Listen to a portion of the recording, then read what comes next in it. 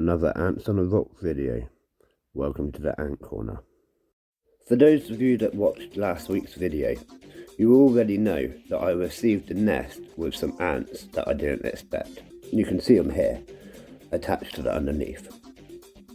Upon looking, I saw it was Messor Barbarus, the seed harvester ant.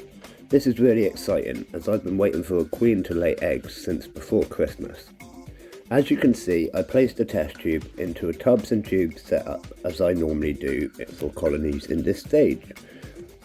I was surprised to see that there's actually quite a few majors already, which means that the colony's in quite a good stage of development with different castes of worker. The smaller workers don't actually have the ability to break up the seeds and make ant bread.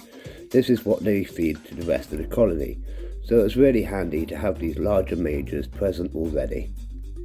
I found this colony to be rather timid, but to be honest, I don't blame them. They were in the post from Spain for well over a month. Having spent the last week observing them, they don't seem to come out of the tube much, mainly to get food every 2 to 3 days. I continue to place food in regularly as I do all my colonies. If they want it, it's there. If not, they don't need it. They have a large supply of seeds already in the test tube, and I keep providing more. I have noticed food disappearing mainly overnight when I'm asleep. So this means that they're waiting until the lights are probably going out to come out and take more and more food in. I was really lucky to get this footage when I come in during the middle of the day. They were taking all the dirt and old bits out of the test tube and replacing it with new seeds. They also dragged in this waxworm, which I wasn't expecting at all. They also showed a bit of interest in the honey. I've recently swapped to using set honey, as I had an incident with the liquid honey that actually killed off over half of one of my colonies. I'm finding with this set honey they're not struggling as much, and in fact the Messor Barbarus walk over it without getting stuck at all. They do proceed to pile parts of dirt and sand on it, which is a technique that ants use to make it less sticky and easier to eat, but as I said before, they don't seem to have any problems with it yet. And don't forget, this colony still needs a name, so feel free to leave your suggestions in the comment section below, and then next week we will pick our favourite one. Next, moving on to my other new colony, Meranoplus bicolor or something like that. I'm not very good with Latin names, but the Furry Shield Ant. These are beautiful little critters. They have their heart-shaped gaster and they're covered in tiny little hairs. They've been a bit of a pain as I was keeping them in a tubs and tubes setup with very minimal amount of substrate. They were very determined, they wanted to dig, even though they would hit bottom after just a few seconds.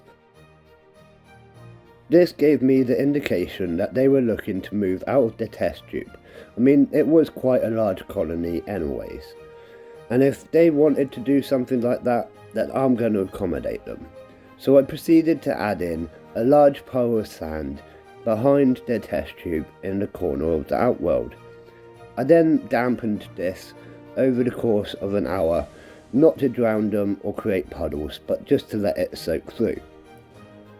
I then poked in a tiny little hole with the end of my tweezers, and guess what? Within seconds, they started digging there.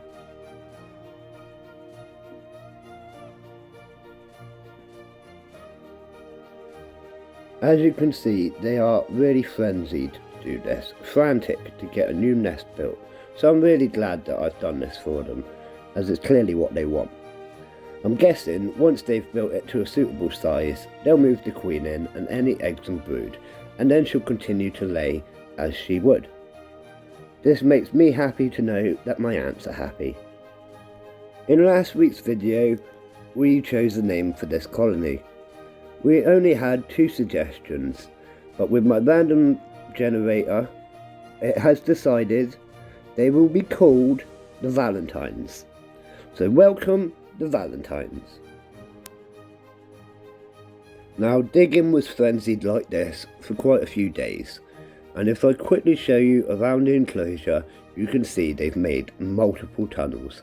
This one here is quite large, but it's shallow, but it seems to go in the direction of the main nest mound.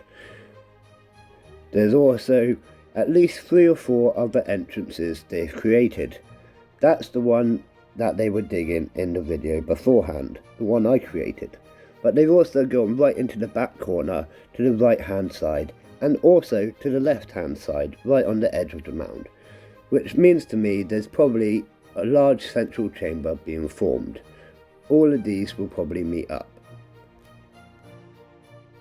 Now on to our third and final colony featured in this week's video.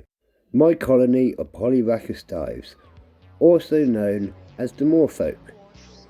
Now these ants have gone from strength to strength lately, taking on more and more protein as I give it to them. As you can see here, they're tearing into some waxworms, and they really do go nuts over the next course of an hour or two. With 3 queens, I am expecting that they've got lots of eggs and brood to care for. I've seen quite a few larvae being used to weave the nest, and that is really cool to watch as well. With more and more activity in the outworld on a daily basis, I'm expecting these ants will soon outgrow their tank. I'm looking at getting a much larger tank and putting multiple species in there, with these being one of the main features. So make sure you subscribe if you want to check out that later on in the year. Again, don't feel you have to subscribe, but obviously every subscriber means a lot to me and helps me produce these videos to a higher quality. I will be releasing at least 1 or 2 videos every week for the foreseeable future. Now I'm going to leave it there with some footage of my Polyrhachis Dives feeding. Hope you enjoyed this footage, and I hope you enjoyed the video in general. Any questions, feel free to shoot me a message, and like I said before, don't forget to subscribe. See you again, ant fans.